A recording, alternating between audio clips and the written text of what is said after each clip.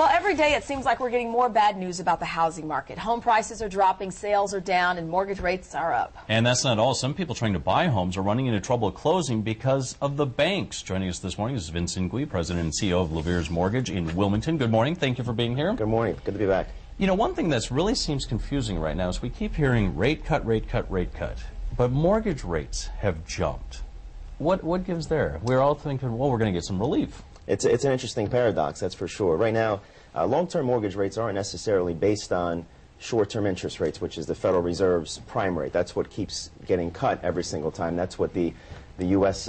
Fed has control over. Mortgage rates are sometimes based more on how the market is doing, perception of how the market is doing, and even inflation is a key component. So there are a lot of fears, and you've probably heard some talk recently about inflation. So as the fear of inflation or the rate of inflation begins to increase, so do the long-term or the mortgage rates. I want to talk about a new problem that, quite frankly, I'm just now hearing about. It's happening, one of our photographers heard about this. It's happening to several people that he knows where homeowners or potential homeowners go to close, and then they find out the banks don't have any money, so they can't close. Have you heard about this? And how does a bank not have money? It's happened all the time. I mean, the bank actually does have the money, but like you said, these $2 billion in losses that Freddie Mac just experienced is now bringing the credit crunch further and further into the play. So what happens is someone who's buying a home, let's say is pre-approved or qualified 30, 60 days out from the time of closing. While they're out shopping for homes and while they're getting ready to close, the bank's guidelines are getting tighter and tighter and tighter. So by the time the loan gets to the closing table or the client gets to the closing table,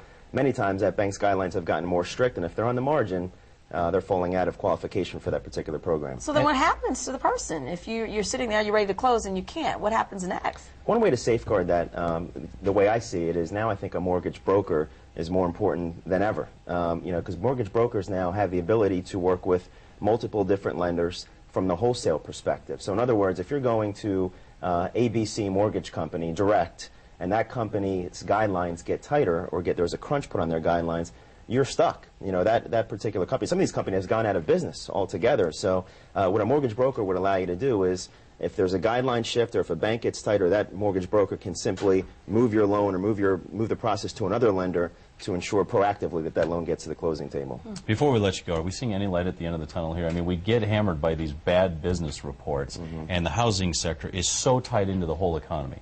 Is there a light? There's always a light, the way I see it. There's always a silver lining, but it's a while out. I mean, I'm not going to blow you know, a lot of fresh air out there. I mean, there's programs available and there are opportunities for those that qualify. For those of you that are in foreclosure situations, your interest rates in the adjustable period and it's ticking up.